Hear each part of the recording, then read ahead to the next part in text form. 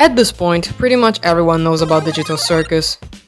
But in case you're one of those people that still has a life outside the internet, Digital Circus is an isekai anime. No, wait. An indie animated series created by Gooseworks and produced by Glitch Productions.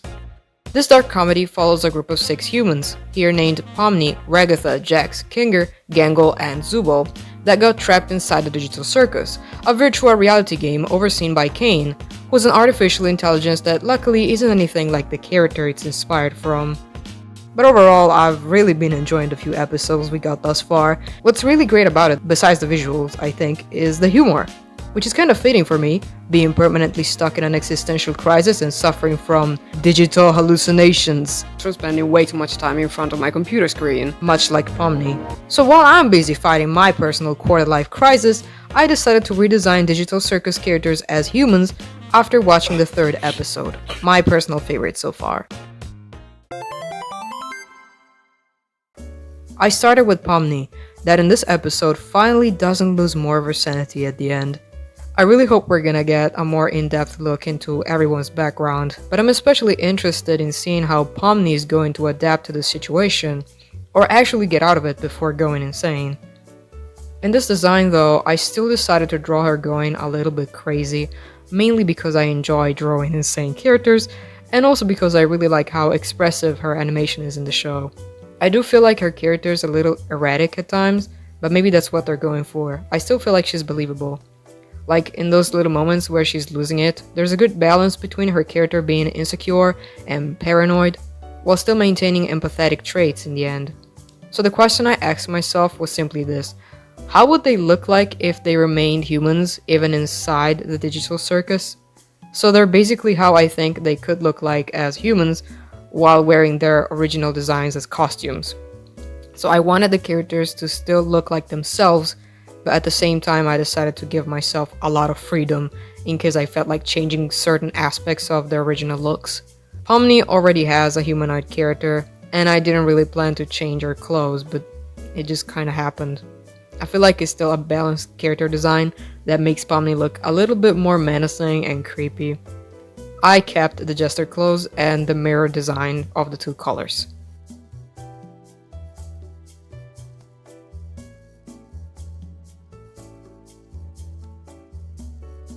After Pomni, I started working on Jax. I actually tried a bunch of designs before ending up with this one, where I could actually keep his overalls and give him kind of a laid-back but mischievous attitude. Jax seemed to be the character that everyone would forever be making fanarts of at first, like everyone was simping for this purple Bugs Bunny looking deviant. My Instagram homepage was submerged by Jax fanarts, was literally everywhere. He was going to be the new Sans. Then it turns out, he's actually kind of a jerk.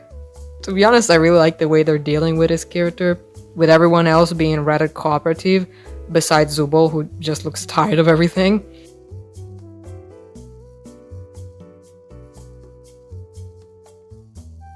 An antagonistic character like Jax balances out the team, and also, he's voiced by Michael Kovacs.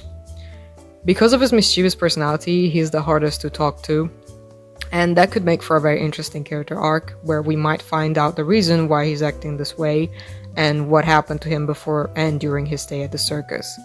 His lack of care could just be a front, since he's being briefly shown to be saddened by certain events, or maybe he really is just a jerk. Honestly, I'm fine with both. But I think Gooseworks actually mentioned that he is a troubled individual, and that every character does have a reason for acting the way they do. So, let's wait and see. Anyway, I love his early cartoon character look, but of course I had to turn him into a human, so I decided he was going to wear a rabbit costume, like the ones you'd wear at a carnival. I also really like his color palette, which is why I decided to keep his sclera and teeth yellow, even if it isn't very realistic. At this point, it was time to tackle our favorite creative artificial intelligence networking entity, aka Caine. Caine is like the god of the Digital Circus and acts as the ringmaster, but his head lacks any human features, so this was a bit of a challenge. Since he's the only character among the main 7 that's not actually a human, I wanted to give him some kind of feature that would make him look a bit different from the others. Being a floating pair of dentures and eyeballs, I thought about giving him a creepy mask, but in the end I just decided, nah, let's just make his face absolutely terrifying. I gave Caine his iconic pearly whites, and I imagine him constantly smiling like this. After all, his whole purpose in life is to create fun adventures for the humans stuck within his realm.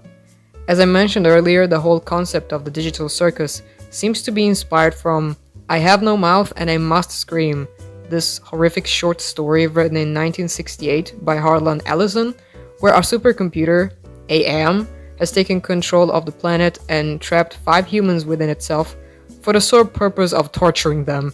I read that Gooseworks has stated that Caine is basically what AM would be if he wasn't like this embodiment of hatred towards humanity. Caine is an artificial intelligence made to talk and act human, but is totally oblivious. He doesn't even realize the harm he might be causing to the other characters, simply because he is lacking in many human emotions. So when I redesigned him, I wanted him to look human, but at the same time, you can tell something's not entirely human in him.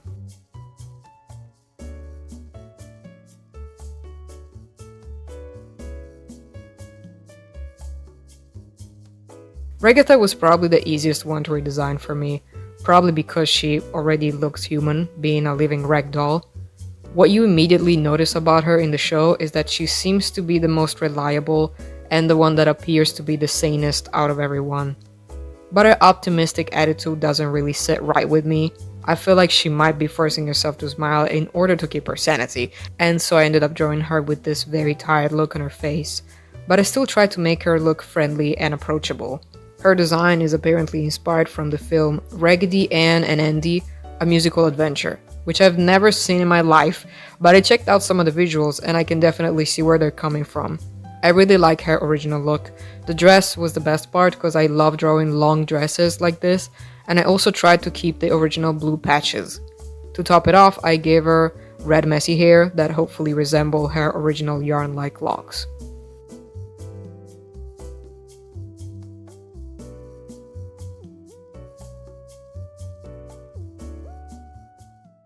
Well, this is all I had for this video. Originally, I planned to redesign all characters in a single video, but during the process, I ended up getting sick and couldn't work for a while. So I decided to divide it into 2 parts. If you enjoyed and you're interested in seeing how I would redesign Gengar, Gangle, Zubol, or other characters, leave a like and subscribe. It would mean a lot to me. I'm really trying to create more content and I'm working to be able to afford better equipment, so hopefully I'll upload more often in the future. Thanks so much for watching, I hope you have a great week, and I'll see you soon.